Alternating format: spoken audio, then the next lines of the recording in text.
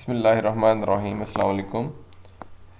MGT 603 strategic management की आपकी जो GDP है वो बिल्कुल ही आसान सी GDP है। उन्होंने आपसे मतलब GDP का टाइटल है internal versus external research development, R&D इसको कहते हैं, ठीक है। अब उसके अंदर उन्होंने आपको एक सिनेरियो दे दिया है कि जी R&D जो रिसर्च एंड डेवलपमेंट का एक डिपार्टमेंट होता है कि वो डिपार्टमेंट इंटरनल होना चाहिए या एक्सटर्नल होना चाहिए। आपने अपनी राय देनी है विद लॉजिकल, कह लें कि उसके अंदर आपने रीजनिंग देनी है। तो उसके अंदर वो आपके कह रहा है कि आप अगर आप स्ट्रेटजिक मैनेजर हैं तो विच कह रहा है जी amongst internal versus external R&D कि कौन सी बेटर है, कि एक्सटर्नल R&D बेटर है या इंटरनल R&D बेटर है। इसके ऊपर आपने अपने जो लॉजिकल कमेंट्स हैं, आपने रीजन हैं, वो साथ साथ आपने बयान करनी है। मगर यहाँ पे उन्होंने आपको दे दिया है कि 160 वर्ड्स हैं। यहाँ पे सेक्शन भी लगा दी है, लिमिटेशन आपके ऊपर है कि 160 वर्ड्स की आपने जो आंसर है वो यहाँ पे सबमिट करवाना है।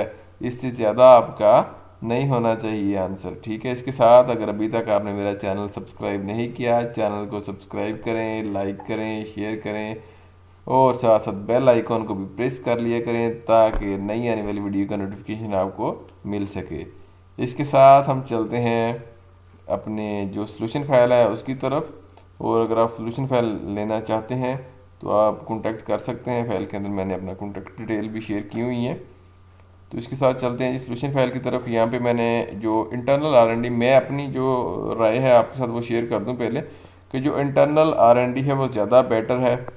एक्सटर्नल की तरफ देखने में तो एक्सटर्नल लगती है, मगर इंटरनल के अंदर ये होता है कि कुछ ऐसी हम डेवलपमेंट्स करते हैं, क्योंकि जब R&D करते हैं कि इस पर आपने कॉस्ट इन्वेस्ट करनी है, रिसर्च करनी है। जब हम कोई चीज़ डेवलप कर लेट्स सपोज आपने कोई बाइक इंट्रोड्यूस करवानी है मार्केट के अंदर, जब आप इंटरनल रिसर्च करेंगे तो आपके जो रिसर्च आपका होगा वो मतलब किसी दूसरे बंदे के पास नहीं जाएगी। जब हम आउटसोर्स कर देंगे तो आपने जो रिसर्च वर्क किया होगा वो एक्सपोज हो जाएगा, तो दूसरे लोग भी आपकी उस रिसर्च का फ़ायदा उठा सकते हैं।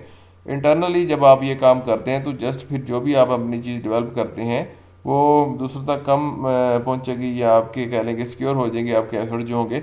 उसके अंदर जो सिक्योरिटी है वो अगर हम फैक्टर देखते हैं तो वो हमारे लिए आपके कह लें कि ज़्यादा बेटर हो जाती है। फिर आपकी सेव कास्ट कर देते हैं, क्योंकि जब हम आउटसोर्स कर रहे होते हैं हमने जो भी मटेरियल देना है, चीज़ें देनी है, वो जो भी हमारा कॉन्ट्रैक्टर होगा उसके हिसाब से देना है, क्योंकि उसने अपना कुछ कह लें कि सेविंग करने के बाद आपको चीज़ बना के देनी है। तो इस लिहाज से हम अपनी कॉस्ट सेव कर सकते हैं, क्योंकि जब कोई चीज़ हमने R&D डिपार्टमेंट बनाएंगे तो जो भी हम मशीनरी टूल्स इक्विपमेंट्स लेंगे तो हमारी वो कंपनी के एसेट्स बन जाएंगे। वन टाइम हमारी उसके ऊपर इन्वेस्टमेंट होगी, उसके बाद हम कोई भी काम उन मशीन्स के ऊपर, उन इक्विपमेंट के अंदर कर सकते हैं। बार बार चीज़ हम वहाँ पे बना सकते हैं और उसके अंदर फिर फ्लेक्सिबिलिटी आ जाएगी हमारी, क्विकर हम चीज़ को वहाँ पे बना सकते हैं, एक्सेस कर सकते हैं। फिर टाइम रिड्यूस होता है जब हम आउटसोर्स पे बनवाते हैं। तो लाजमी नहीं कि आप ही वाहद बंदे हैं जो आउटसोर्स से बनवा रहे हैं। जो आउटसोर्स हमारा होता है उसके पास मतलब क्या काफ़ी ज़्यादा क्लाइंट्स होते हैं, उनके पास असाइनमेंट्स होती हैं, लोड होता है। तो वो आपको फिर एक स्पेसिफिक टाइम देते हैं कि जी आप इस डेट्स को आपको ये चीज़ हम प्रॉपर बना के दे सकते हैं। अगर ये हम अपने इंटरनल पे एंड पे हो तो हम उसको हो सकता है उससे कम टाइम के अंदर चीज़ को बना लें, ओवर टाइम लगा लें, नाइट शिफ्ट पे करके। मतलब हम अपने इंटरनल सेटअप पे इस चीज़ पे हमारा जो रिड्यूस टाइम है या टाइम सेविंग है वहाँ पे वो कर सकते हैं। तो उसके अंदर फिर कह लें कि जी आपकी कम्युनिकेशन है ऑर्गेनाइजेशन के साथ वो एक अच्छी हो जाती है। जब हम कोई चीज़ बना रहे होते हैं बार बार उसको चेक एंड बैलेंस कर सकते हैं। इसके अंदर कोई लेट्स जब हम कोई R&D बना रहे होते हैं फिर इसके अंदर सम टाइम बात बात चेंजिंग्स भी करनी पड़ जाती हैं डिफरेंट एरियाज़ के अंदर, तो फिर वो हम जो चेंजिंग्स है वो इजीली वहाँ पे परफॉर्म कर सकते हैं। अगर ये चीज़ हम आउटसोर्स करते हैं, बाहर से बनवाते हैं, तो वहाँ पे ये चीज़ फिर हमारे पास नहीं होती। जो हमने एक दफ़ा बना के चीज़ दे दी फिर हमको वही चीज़ बनवानी होती। जब हम उनसे बार बार कहते हैं तो फिर हमें समटाइम उसका एक्स्ट्रा पे करना पड़ता है। वो बताते हैं जी हमारा टाइम वेस्ट हो रहा है, ये चीज़ वो चीज़। इंटरनली ये चीज़ें वहाँ पे हमारे पास नहीं होती। तो अब इसके साथ साथ आपका जो एक्सटर्नल R&D है उसके ऊपर मैं आपको थोड़ा सा बता देता हूँ। उसके अंदर ये होगा कि हमारा जो कंट्रोल ओवर कॉस्ट एंड उसके अंदर ये होगा कि हम जब कोई चीज़ बनाते हैं तो इसमें ये होता है कि गलती के चांस कम हो जाता है। लेट्स सपोज अगर इंटरनली आपने बनाया है, आपके पास जो भी इसके हवाले से लेबर हैं या आपके पास स्टाफ है, अगर वो की मिस्टेक करता है तो फिर वो आपकी चीज़ ख़राब हो सकती है। मगर आउटसोर्स जब हम करते हैं तो आउटसोर्स की रिस्पॉन्सिबिलिटी है, जो भी उसके अंदर वो काम करेगा, उसका रिस्पॉन्सिबल होगा, क्योंकि हमने इसको पे करना होता है और हमने जब उनसे चीज़ बनवानी होती लेनी होती फिर एक्यूरेट लेते हैं, एज पर SOP लेते हैं। फिर टेंशन टू कोर कम्पिटेंसीज आ जाती है, access to relevant set of skill experience आ जाता है, फ्लेक्सिबिलिटी भी वहाँ पे आपको अवेलेबल होती है, ठीक है। क्वालिटी एंड रिलायबिलिटी आ जाती है, कम्युनिकेशन इंस्ट्रक्शन से उसके अंदर हो सकती हैं, ठीक है। फिर इसके अंदर डिफरेंट बिजनेस फिलासफीज भी हो सकती हैं, हर एक अपना अपना एक फ़िलासफ़ी होती है ना। मगर यहाँ पे जो मेन बात की थी, रिस्क ऑफ डाटा थेफ्ट यहाँ पे लाजमी है। ये आपका एक्सटर्नल के अंदर आपका जो रिस्क ऑफ डाटा थेफ्ट ये भी हो सकता है, ठीक है।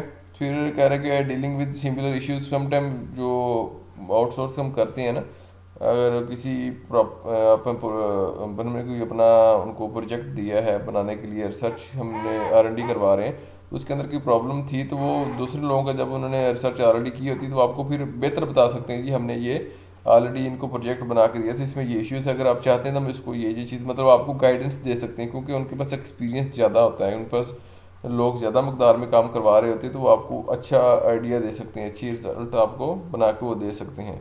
हो सकता है जो हमारी रिसर्च है वो इतनी अथेंटिक ना हो, जो उन्होंने ऑलरेडी काम कर चुके हों उस पर आपको अच्छा वो फीडबैक दे सकते हैं। अच्छा जी, it is easier to think about, ठीक है। इसके बाद वो आ जाता है जी, as the result of their ongoing training session, और उसके अंदर कह रहे हैं कि जो ऑन गोइंग सेशंस हो रहे हैं, ट्रेनिंग सेशंस हो रहे हैं, उसके अंदर फिर अपने जो स्टाफ को फर्दर जो इनोवेशन के हवाले से, कंटिन्यूस इंप्रूवमेंट के हवाले से चीज़ें बताते हैं, तो जो आप उनका स्टाफ होता है और सोर्सिंग का, वो कह लें कि ज़्यादा एनर्जेटिक होता है, ज़्यादा एक्सपीरियंस होता है, क्योंकि उनके ऊपर लोड काम का होता है, तो वो ज़्यादा बेहतर चीज़ों को मैनेज कर रहे होते हैं, देख रहे होते हैं, ऑब्जर्व कर रहे होते हैं। फिर knowledgeable about modern advance problem solving techniques, क्योंकि जब लोड काम का ज़्यादा होता है, ज़्यादा चीज़ों को टैकल करते हैं, तो फिर उनके पास उनका नॉलेज भी ज़्यादा मकदार में होता है। तो उम्मीद करता हूँ जी आपके जो सोल्यूशन था मैंने बना के आपको दिया है, आपके लिए काफ़ी हेल्पफुल होगा। अब आपने अपनी जो राय के मुताबिक बताना है कि आपको क्या चीज़ बेहतर लगी है, क्या चीज़ नहीं। बहरहाल मेरी अपनी जो ऑब्जर्वेशन है, इंटरनल जो R&D वो ज़्यादा बेटर है अगर कंपनी उस पर इन्वेस्टमेंट करती है, नहीं तो फिर काम चलाने के लिए तो एक्सटर्नल सेटअप भी बेहतर है। मगर जितने भी बड़े आप सेटअप देख लें, इस तरह होंडा मोटरसाइकिल देख लें, ठीक है, कोई भी इस तरह का बड़ा सेटअप, उनके पास अपना R&D, एक तो R&D होता है रिसर्च एंड डेवलपमेंट, या D&D डिज़ाइन एंड डेवलपमेंट, अपने डिपार्टमेंट्स होते हैं जहाँ पे वो उनके एग्जेक्टिव्स होते हैं, रिसर्च कर रहे होते हैं, चीज़ों को डेवलप कर रहे होते हैं। तो ये अच्छी ऑर्गेनाइजेशन के अंदर इटर्नल ही R&D डिपार्टमेंट्स होते हैं। तो मैं रिकमेंड करूँगा जी, अगर मैं एज ए स्ट्रेटेजिक मैनेजर होता तो मैं R&D जो है इंटरनल को ही प्रेफरेंस देता। इंशाल्लाह मिलते हैं नेक्स्ट वीडियो में। अस्सलाम वालेकुम।